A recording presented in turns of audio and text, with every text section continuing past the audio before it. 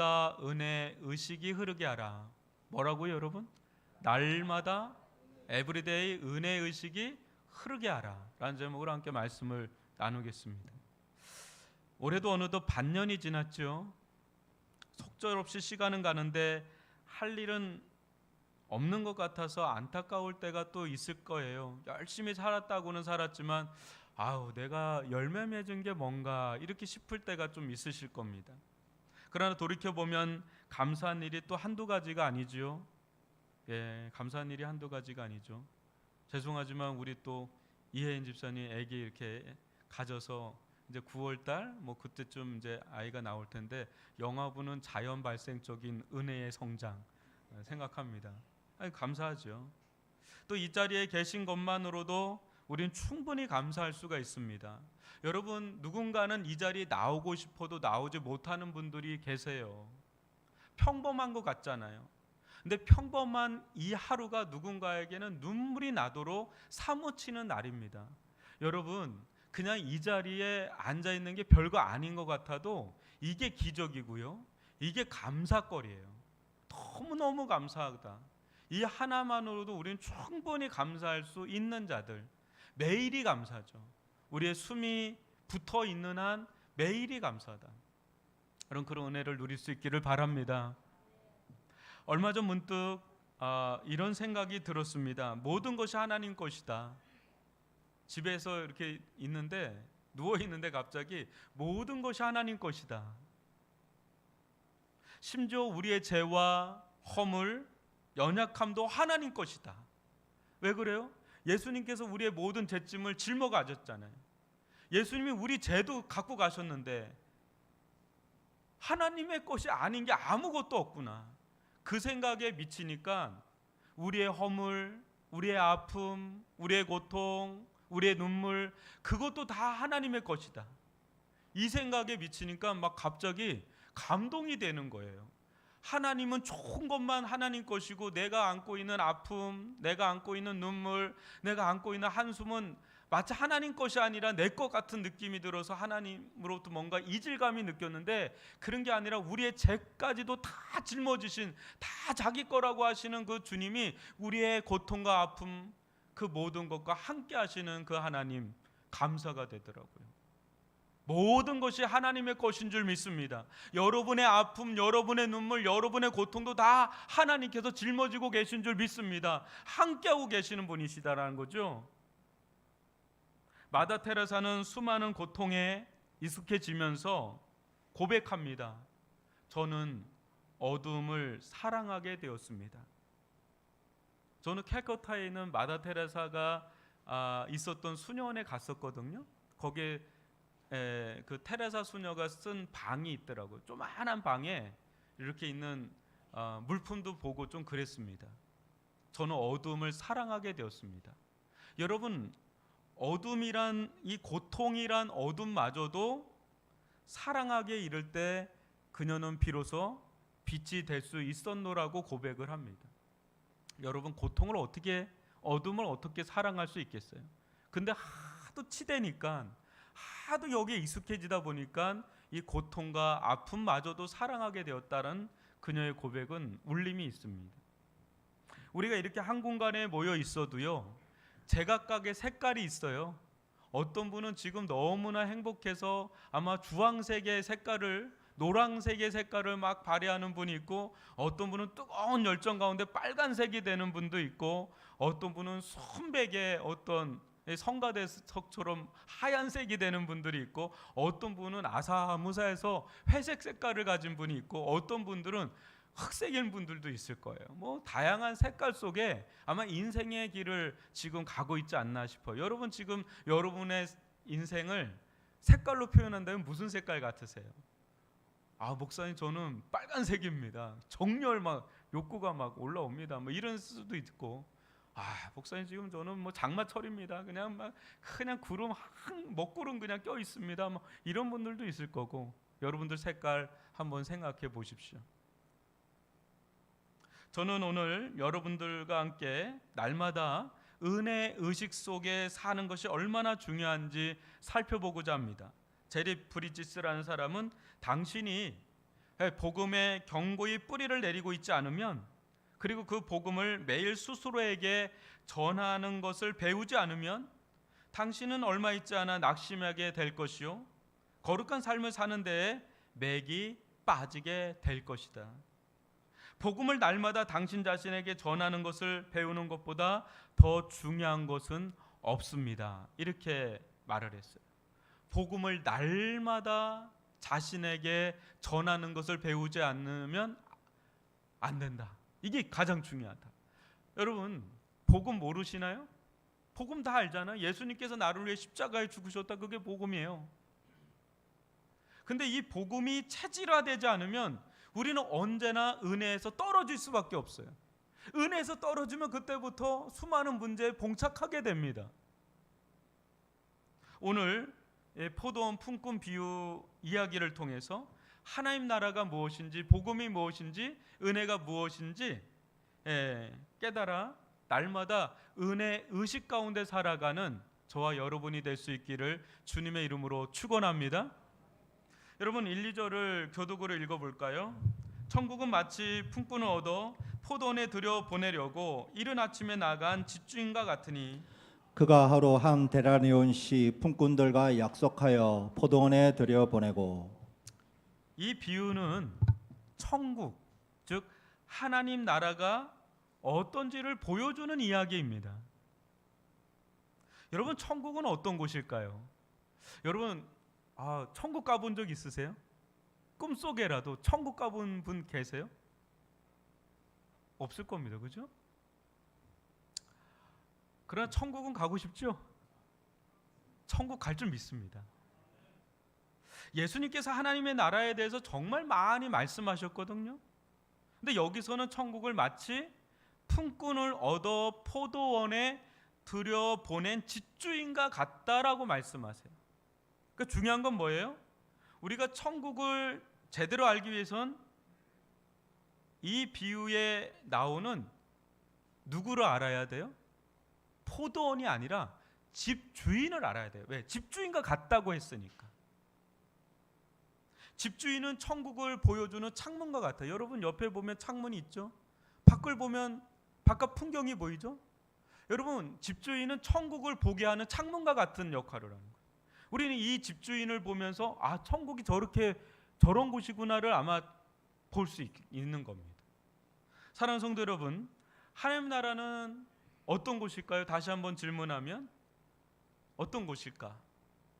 다양한데 한번 여기 집주인을 한번 살펴볼까요?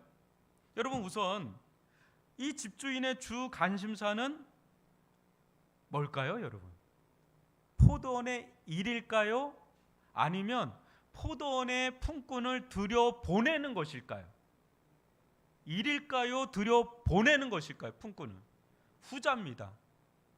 구직하는 거예요. 채용하는 거. 거기에 더 관심이 있어요. 왜냐하면 나중에 이제 삭스를 지불할 때 똑같이 지불해요. 일찍 온 사람이든 늦게 온 사람이든. 포도원 일 자체가 주 관심사라면 유능한 자에게 더 많은 삭스를 줬을 겁니다.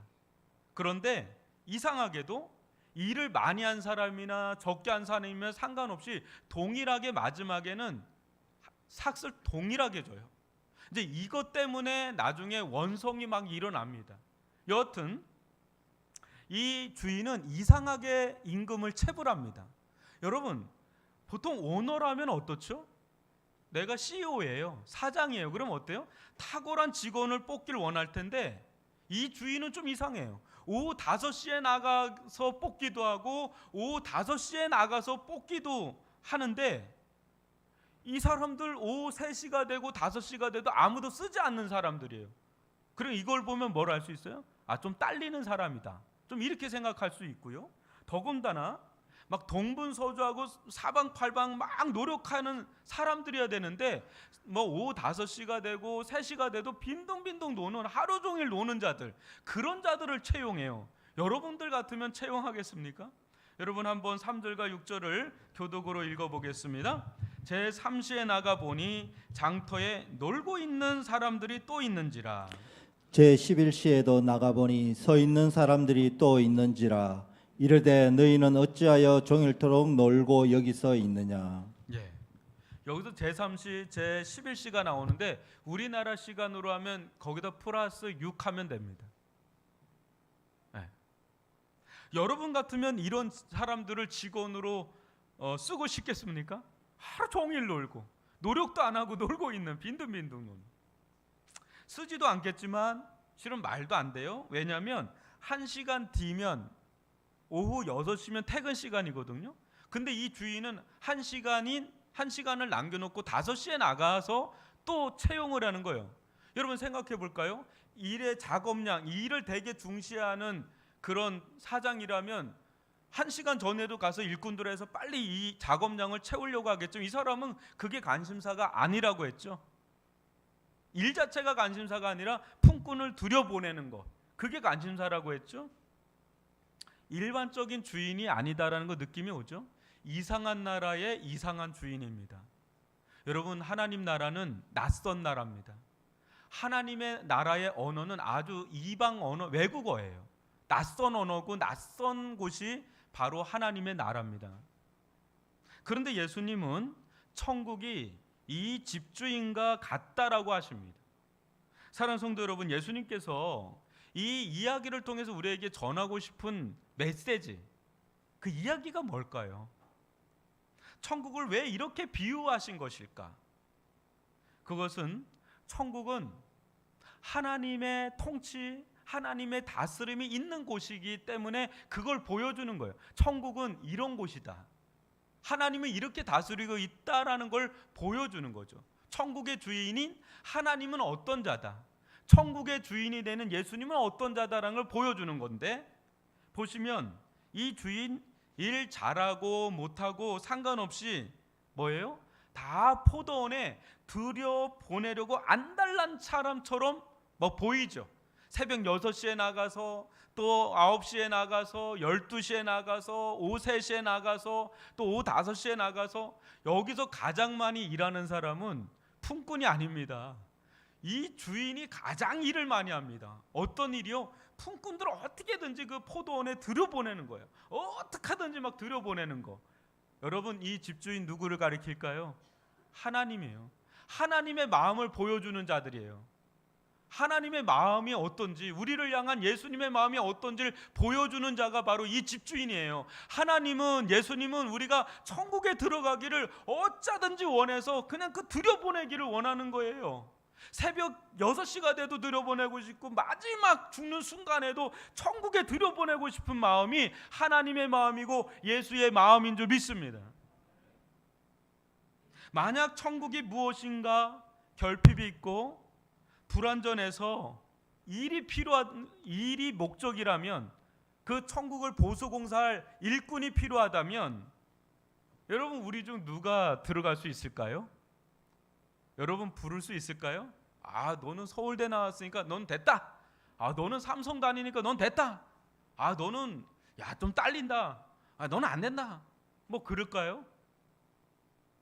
여러분이라면 수십 통, 수백 통 이력서를 내도 뽑히지 않는 사람, 오후 3시가 되고 5시가 돼도 뽑지 않는 사람들처럼 수백 통을 냈는데 뽑히지 않는 사람, 하루 종일 노는 백수 같은 사람, 여러분들이 뭐 사장이라면 다른 사람도 안 쓰는 사람 쓰고 싶겠습니까? 하나님은 우리가 일 잘하고 또 못하고 일 많이 하고 적게 하는 것이 아닌 그저 우리 모두를 천국으로 들여보내기를 원하신다는 거예요. 그걸 보여주는 거예요. 지금 그걸 보여주는 거예요. 하나님께서 우리를 부르신 것은 우리가 잘나서가 아닙니다. 우리는 하나님 나라에 들어가기에 아무 자격이 없습니다. 자격 없어요, 여러분. 어느 순간인가 내가 이 자리에 있고 천국 들어가는 건 당연하게 생각하는데 당연하지 않아요, 여러분. 집주인이 들여보내지 않으면 아무리 들어가려고 해도 품꾼은 못 들어가요. 우리는 그런 품꾼 같은 자들이에요. 천국에 부름받은, 그냥 은혜로 부름받은 그냥 품꾼과 같은 자들이라고요. 이것이 그리스도인의 실체입니다. 이것이 우리들의 실체입니다. 하나님은 엄청난 능력과 스펙을 아무렇지 않게 여기시는 분이세요. 나는 들어갈 만한 사람인데 왜 나는 안 들어보내요?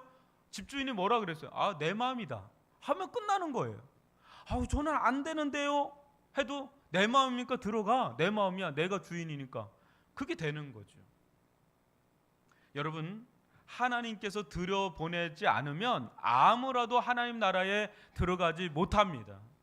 여러분, 우리 중 못나서 천국에 들어가지 못할 사람 없고 잘나서 천국 들어갈 사람도 없습니다. 오직 하나님의 은혜로만 들어가는 줄 믿습니다. 일찍 예수 믿었다고 잘난 체 하지 마시기 바라고요. 또 늦게 믿었다고 안타까워할 필요도 없습니다. 하나님은 때에 따라서 새벽 6시에 부르는 사람이 있고, 때에 따라서 9시에 부르는 사람, 12시에 부르는 사람, 오후 3시에 부르는 사람, 마지막 죽기 직전인 오후 5시에 부르는 사람, 그 하나님의 뜻입니다. 하나님의 주권적인 뜻입니다. 그 부름받은 것 하나로 우리는 감사할 뿐이고 은혜로 하나님께 찬양할 뿐이죠. 그 은혜입니다. 아멘이십니까? 하나님은 일찍 부르는 사람도 있고 다소 늦게 부르는 사람도 있지만 일단 불렀다는 게 중요한 겁니다. 4절 볼까요? 그들에게 이르되 너희도 포도원에 들어가라. 내가 너희에게 상당하게 주리라 하니 그들이 가고. 여러분 너무 은혜롭지 않아요? 이 비유를 보면 모든 품꾼들 마지막에 얼마 받죠? 한 데나리온 받습니다. 한 데나리온이 얼마인지 아시죠? 그때 당시 일일 품삯입니다. 노동자 일일 품삯. 오늘날로 하면 대략 얼마쯤 될까요? 10만 원 좀 더 되나요? 한 10시간 지금 1시간당 만 얼마죠? 한 10시간 하면 10만 원 뭐 이렇게 되죠. 제가 예전에 노가다 뛸 때는 5만 원 주고 그랬는데 지금 또 늘었어요? 안 어울리죠? 그래도 갔어요. 신문도 돌리고 막 이랬는데. 그런데 이 한 데나리온이 이렇게 많다고, 상당히 많다고 생각하기는 힘들어요. 그죠?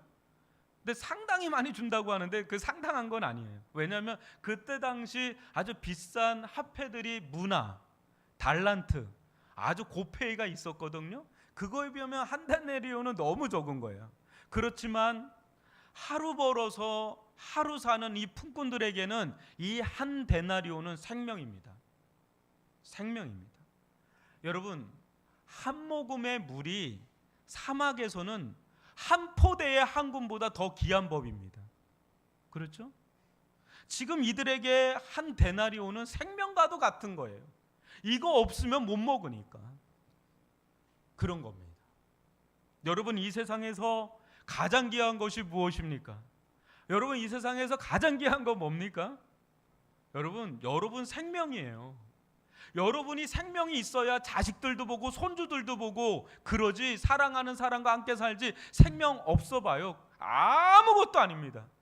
이 옷도 아무것도 아니고 이 귀걸이도 아무것도 아니고 여러분들 피부도 아무것도 아니에요. 아무것도 아니에요. 생명 있어야 모든 게 의미가 있어지잖아요. 그런데 하나님께서 우리에게 주시는 상당한 보상이 있다 그러죠. 상당하게 주리라 그랬잖아요. 그게 뭘까요? 하나님 나라에 들어가서 상당하게 주리라 그러잖아요. 뭐예요? 구원인 줄 믿습니다. 영생인 줄 믿습니다. 생명이라고요. 생명이 있어야 뭐가 되지요. 사랑하는 성도 여러분, 하나님께서 우리에게 주시는 삭 중에 구원보다 영생보다 더 큰 상이 있을까요? 너희도 포도원에 들어가라. 내가 너희에게 상당하게 주리라. 내가 너희에게 상당하게 주리라. 어마어마하게 주리라 하는데 세상 모든 것을 가졌다 해도 준다 해도 구원 없으면 어떻게 되지요? 영생 없으면 어떻게 되지요?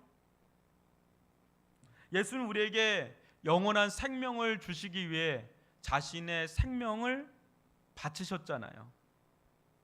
다른 거를 위해서 십자가에 죽으신 게 아니라, 자신의 전부를 주신 게 아니라 우리에게 영원한 생명을 주시기에 자신의 생명을 드렸잖아요. 이거보다 더 귀한 게 있을까요? 많은 사람들은 생각합니다. 특히 교회 다니는 저같이 교회에 있는 사람들은 이런 생각합니다. 목사님, 구원은 기본 옵션입니다. 목사님, 영생은 기본 옵션입니다.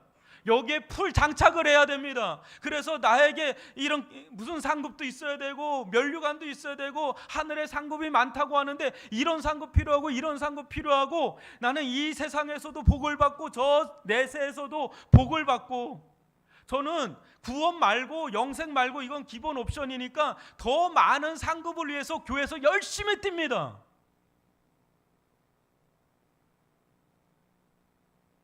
여러분, 하나님께서 주시는 축복 중에 구원보다 더 큰 축복이 있을까요?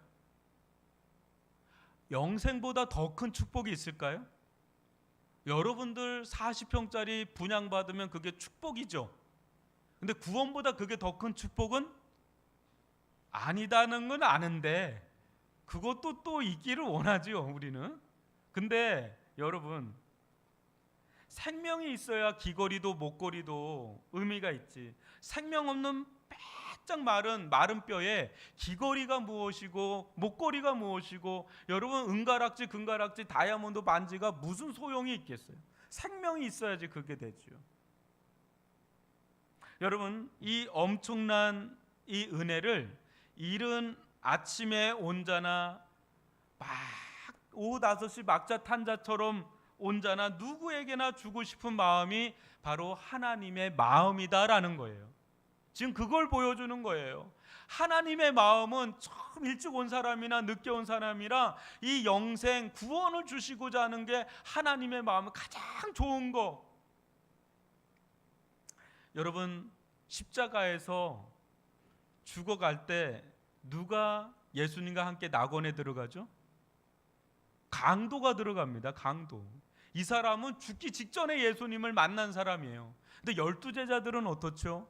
12제자는 젊은 시절에 예수님께 모든 거 바쳐서 희생하면서 나간 자들이 바로 12제자들이에요. 근데 12제자들이 천국에 갔는데 똑같은 상을 주는 거예요. 구원, 영생. 또 자기 멋대로 마음대로 죄짓고 살다가 마지막에 그냥 어떻게 은혜로 그냥 구원받은 이 강도하고 똑같이 구원을 주면 여러분 화딱지가 나요, 안 나겠어요? 제자들 편에서 화 안 나겠어요? 아이, 내가 이게 뭐야, 똑같이 주네, 뭐 이럴 수 있는 거 아니겠어요? 지금 그걸 다루고 있는 거예요. 그러나 천국은 그런 곳이 아닙니다. 천국은 오직 은혜로만 들어가는 하나님의 나라인 줄 믿습니다. 예수의 피로 값주고 사신 생명보다 더 크고 귀한 것은 없습니다. 이 하나로 충분합니다. 예수님께서 우리를 구원하신 그 은혜로 충분합니다. 예수님께서 우리에게 주신 영생으로 충분합니다. 아멘이 안 나오죠? 잘 안 나오죠? 왜냐하면 병도 나서야 되고 또 직장도 되고 자녀들 대학도 잘 들어가고 우리 남편 좀 대박도 나고 그래야 주님 일 열심히 섬길 수 있으니까 하면서 어떻게 목사님 우리 좀 잘 되게끔 기도 좀 해주시, 이렇게 원하는 게 우리들 마음에 있잖아요. 물론 하나님 그런 은혜 주시는데 여러분, 예수 믿는다고 암 안 걸리나요? 예수 믿는다고 사고 안 나나요? 예수 믿는다고 죽지 않나요? 최근에 여러분 미국에서 총기 난사 사건 있을 때 한인들 부부가 가정이 죽었습니다. 심지어는 만삭이 된 아내가 죽습니다. 근데 그 사람들 다 크리스찬인 거 아시나요? 다 교회 다니는 크리스찬들입니다. 여러분, 수원에서 우회전 하다가 버스에 치여서 죽은 아이가 있어요. 이름이 이상하길래 알고 봤더니 그 아이도 믿는 가정의 자녀예요. 여러분, 믿는다는 이유 하나로 모든 게 다 비껴나갈 수 있나요? 아니에요. 암에도 걸릴 수 있고 사고도 날 수 있는 게 우리 다 걸릴 수 있어요. 그러나 그 모든 것을 능가할 정도로 충분한 은혜를 받은 게 구원인 줄 믿습니다. 영생인 줄 믿습니다. 그거 하나로 충분합니다. 이 은혜를 누릴 수 있기를 주님의 이름으로 축원합니다. 여러분들 아멘한데 얼굴은 어두우세요. 그런 일이 안 일어나지 않기를 바라지만 그럴 수도 있다라는 걸 얘기하는 거예요. 그러나 이 은혜로운 주인에게 이 복병들이 등장하는데 8절로 12절을 교독으로 읽어봅니다. 저물매 포도원 주인이 청지기에게 이르되 풍군들을 불러 나온 나중온 자로부터 시작하여 먼저 온 자까지 삭슬 주라 하니 제11시에 온 자들이 와서 한 데나리온씩을 받거늘 먼저 온 자들이 와서 더 받을 줄 알았더니 그들도 한 데나리온씩 받은지라. 받은 후 집주인을 원망하여 이르되 나중 온 이 사람들은 1시간밖에 일하지 아니하였거늘 그들을 종일 수고하며 더위를 견딘 우리와 같게 하였나이다. 아멘. 나중 온 이 사람들은 1시간밖에 일하지 아니하였거늘 그들을 종일 수고하며 더위를 견딘 우리와 같게 하였나이다. 여러분, 새벽 6시에 와서 이 원망을 터뜨리는 이 사람들 정당합니까? 부당합니까? 이들의 원망이. 여러분, 자본주의 경제 체제에서는 이들의 원망은 매우 정당합니다. 당연한 거죠. 어떻게 새벽 6시에 온 사람 12시간을 일한 사람하고 1시간 일한 사람하고 똑같이 삭스를 주면 누가 갑질하는 겁니까? 누가 부당한 주인입니까? 아니, 부당합니까? 이 주인이 부당한 거죠. 말도 안 되는 일이죠. 아주 갑질하는 악덕업주와 같은 자들이죠. 시간당 페이를 줘야 되죠. 안 그래요? 안 그렇습니까? 그러나 이들이 놓친 게 있습니다. 13절로 15절인데 교독으로 읽어봅니다. 주인이 그 중에 한 사람에게 대답하여 이르되 친구여 내가 내게 잘못한 것이 없노라.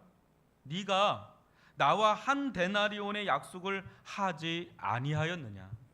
내 것이나 가지고 가라. 나중 온 이 사람에게 너와 같이 주는 것이 내 뜻이니라. 내 것을 가지고 내 뜻대로 할 것이 아니냐. 내가 선함으로 내가 악하게 보느냐. 여러분, 이들이 갈 곳 없어 배회할 때 갑자기 어느 날 이 집주인이 나와서 우리 포도원으로 오라고 하고 계약서를 썼는데 그 계약서에 분명히 얼마를 썼어요? 한 데나리온. 그러니까 이 주인은 잘못한 게 없어요. 약속한 대로 계약한 대로 돈을 지불했을 뿐입니다. 뭐라고 그래요? 정당한 겁니다. 정당한 거예요. 근데 그들도 그렇게 승낙을 하고 일을 했지만 이제 또 사람인지라 막상 12시간 그 때학볕에서 막 그냥 일사병 걸릴 것 같아서 머리가 막 흔들흔들거리고 막 그런데 그 견디면서 12시간을 일해서 딱 했을 때 1시간 일한 사람 1데나리온 딱 줬을 때 이들은 12데나리온 딱 생각했을 거예요. 12시간을 더 했으니까. 이 생각을 했는데 막상 똑같이 한 데나리온을 주니까 뿔따구가 난 거죠. 막상 받으니까 너무 화가 나는, 이건 말도 안 된다. 여러분, 이들 처음에 감사로 시작했거든요. 근데 비교를 하니까 감사가 뚝 끊어져요. 어떻게 1시간 사람한다고 하고 12시간 한 우리하고 똑같이 하냐. 감사가 싹 사라지고 원망이 터집니다. 근데 이들이 모르는 거는 이 주인을 잘 몰랐어요. 이 주인은 일반적인 주인이 아닙니다. 달라도 보통 다른 주인이 아닙니다. 여러분, 이 주인은 세상에 만나는 그런 일반적인 주인들과는 완전 다른 사람이에요. 이 주인을 시장 질서를 무너뜨리는 부당한 악덕 업주로 보는데 그렇게 보면 안 되는 부분이 있어요. 여러분, 세상은 어떻죠? 능력 많고 일 잘하는 사람이 그렇지 못한 사람들보다 더 대우받고 더 인정받죠. 우리는 그런 세상 속에 살고 있고요. 이는 매우 정당하다고 우리는 여기고 있습니다. 여러분, 세상에서 연봉을 많이 받는 분 있죠?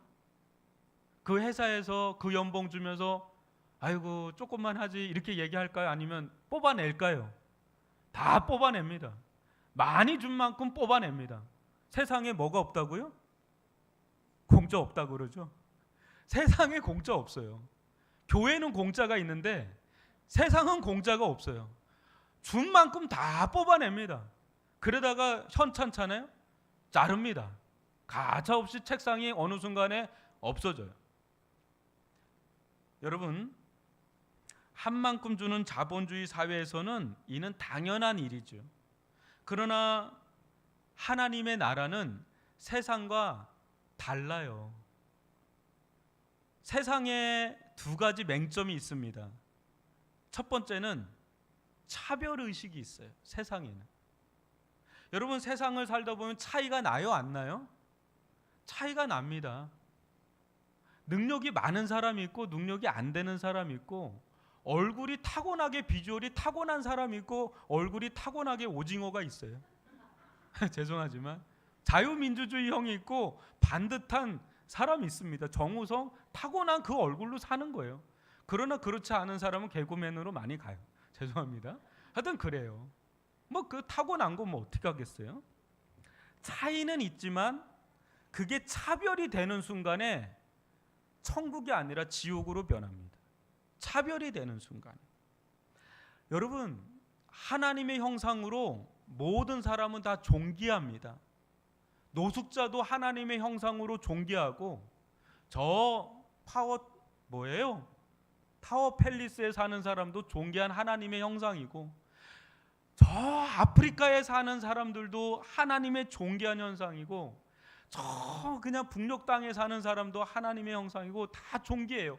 우크라이나 땅에 사는 사람 다 존귀한 하나님의 형상인데, 차별이 되는 순간에 잣대가 생겨요. 그리고 선을 긋기 시작해요. 그래서 기생충이라는 영화가 나오는 거예요. 상위층에 사는 사람, 하위층에 사는 사람, 점점 내려오면 그냥 물 흘러가는 지하 반지하로 흘러 들어가는 이 층이 생기는 거예요. 여러분, 그 층으로 사람을 판단하면 안 되는 줄 믿습니다.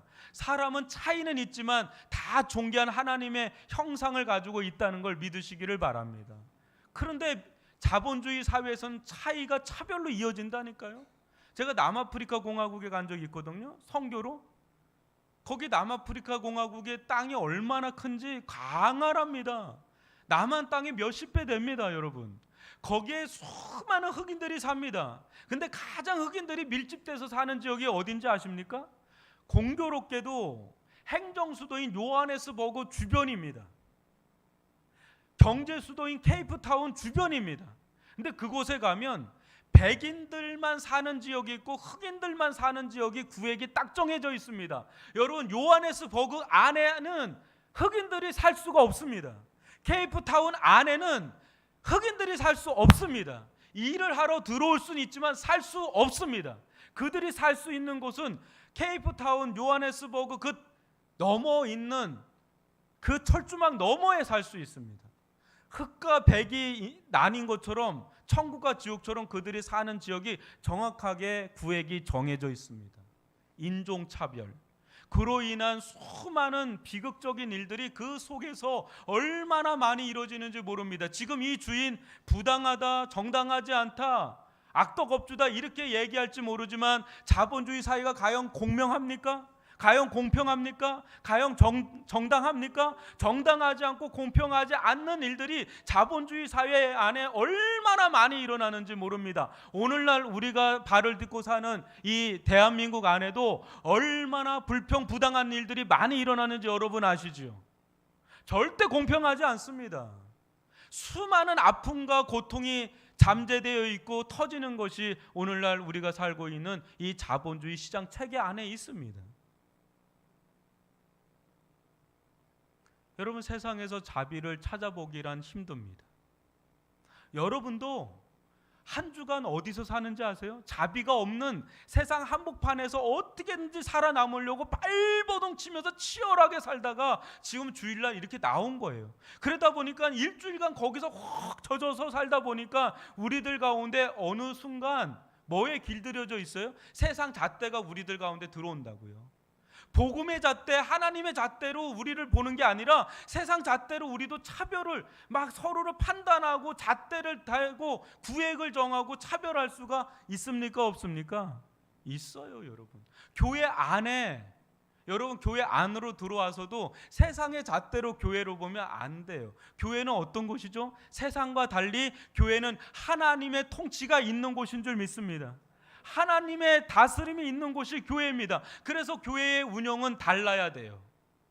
교회의 운영은 달라야 됩니다. 여러분, 교회가 세상과 달리 많이 일하거나 적게 일하거나 상관없이, 헌금을 많이 내거나 적게 내거나 상관없이, 차별 없이, 원망 없이, 위화감 없이, 그 어떤 공로의식이나 보상의식 없이 서로를 바라볼 수 있을까요? 그게 천국인데 우리 과연 그렇게 바라볼 수 있을까요? 그저 감사와 은혜 의식 속에 당신도 나도 무한대로 은혜 받은 자야, 무한대의 은혜로 사는 자야, 그렇게 바라볼 수 있을까요? 아님, 내가 이 교회에서 종일 수고하고 더위를 견딘 것을 당신들은 알아야 돼. 내가 어떻게 이 교회를 세웠는데, 내가 어떻게 이 교회에 물질을 바쳤는데, 어떻게 수고를 했는데 나는 마땅히 보상을 받아야 돼, 나는 마땅히 인정을 받아야 돼, 이런 것으로 가득 차 있다면 여러분, 그것은 새벽 6시에 온 품꾼 의식을 가지고 있는 거예요. 감사 의식이 아니라, 은혜 의식이 아니라 공로 의식, 보상 의식을 가지고 사는 거예요. 가장 위험한 사람이 저 같은 사람이죠. 하루 종일 여기 있으니까.